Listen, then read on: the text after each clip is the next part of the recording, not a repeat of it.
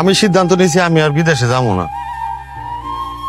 বিদেশে যাবি না? এটা কি তোর মামুর বাড়ির আবদার নাকি তোর শ্বশুর বাড়ির আবদার? মিয়া ভাই, তুমি আমার সাথে এইভাবে কথা কইতেছো কেন? তুমি জানো না আমার শরীরটা ভালো না? বুঝলাম শরীর ভালো না, বিদেশে সেই জন্য যাইতে পারবি না। তুই দেশে পয়সা তুই কি করবি? কেন? আমি তোমার সাথে ব্যবসা করুম, আর নাইলে নিজে একটা দোকান করে নিবো। ওই তোর কাছে না আছে টাকা, না আছে দোকান, তুই কিসের ব্যবসা বাণিজ্য করবি? মানে খুব সোজা, তুমি দেশে থাকতে পারবা, তোমাকে বিদেশে চলে যেতে হবে। আব্বা, আমার সিদ্ধান্ত ফাইনাল, আমি আর বিদেশে যাব না, আমি দেশে একটা কিছু করব। আমিও ফাইনালি সিদ্ধান্ত নিয়ে ফেলাইছি। আমার বাড়ি ঘর সমস্ত কিছু আমি আমার 3 সন্তানরে লেখা দেব। বাস।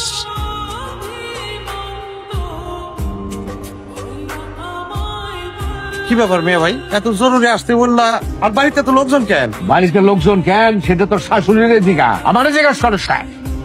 আমি সালিশ ডাকছি। কেন?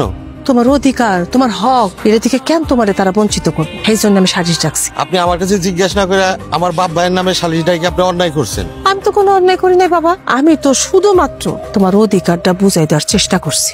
এই যে আমার বিআই সাহেব বসে আছে না, বিআই সাহেব আর উনার বড় ছেলে, এই 2 জন মিলা আমার মাইয়ার জামাইয়ের সম্পত্তি থেকে বঞ্চিত করছে। এটা কি কোনো ন্যায্য কাম করছে? আমি যতটুকু জানি আপনার সংসারের মধ্যে অনেক আয় উন্নতি করছে, আপনি তার হকটুকু আপনি তার মিঠায় দেন, তবেই তো ঝামেলা শেষ হয়ে যায়। তারে বিদেশে পাঠানোর জন্য লক্ষ লক্ষ টাকা খরচ করছে, সুতরাং সমস্ত সয় সম্পত্তির মালিক আমার বাবা, আর মালিকানা সূত্রে সেই সয় সম্পত্তি সমস্ত কিছু সে তার 3 ছেলে মেয়ের নামে ভাগ করে দিয়েছে। এই যে দলিল দেখেন।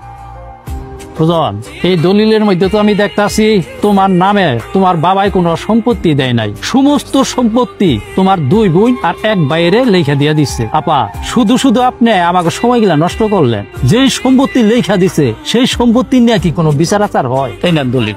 এই চলো সবাই। আব্বা, আপনি যদি এই কাজটা করে ভালো থাকেন, খুশি থাকেন, আমার কোনো অভিযোগ নাই। তোমাকে বিদেশ যাইতেই হবে?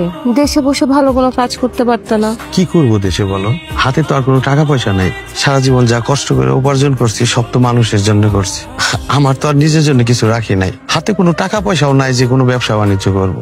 আমাদের যে সন্তানটা দুনিয়াতে আসতেছে ওর জন্য হইলেও আমাকে বিদেশ যাইতে হবে।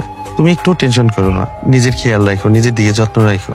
তুমি এত অসুস্থ শরীর নিয়ে কিভাবে বিদেশে কাজ করবা? তোমার অনেক কষ্ট হবে, তাই না? আরে পাগলি, আমার কোনো কষ্ট হইব না। দেখো, আমি সময় মতো ওষুধ খাবো, নিজের খেয়াল রাখবো, দেখতে দেখতে দিন পার হয়ে যাবো। তুমি কোনো চিন্তা করো না, তুমি দেখে থেকো।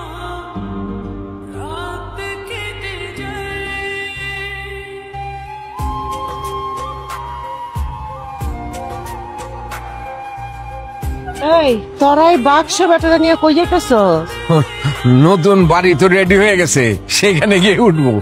নতুন বাড়ি যাচ্ছ তো আমরা যাবো না? আরে মা কি কয় দাও দেখি, তোমার কি মাথা খারাপ নাকি?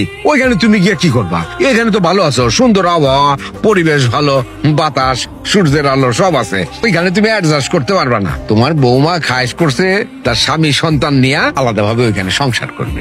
দেখ সুমন, যতদিন পর্যন্ত এই বাড়ি ঘর সয় সম্পত্তি তোর বাপের নামে ছিল ততদিন বড় বৌমা কইছে আমরা সবাই মিলে গিয়ে শহর ওই নতুন বাড়িতে থাকুন। আর যখনই তনে বাড়ি ঘর লেখা দেওয়া হইলো তখনই কি বড় বৌমার চাওয়াটা পাল্টাই গেছে গা।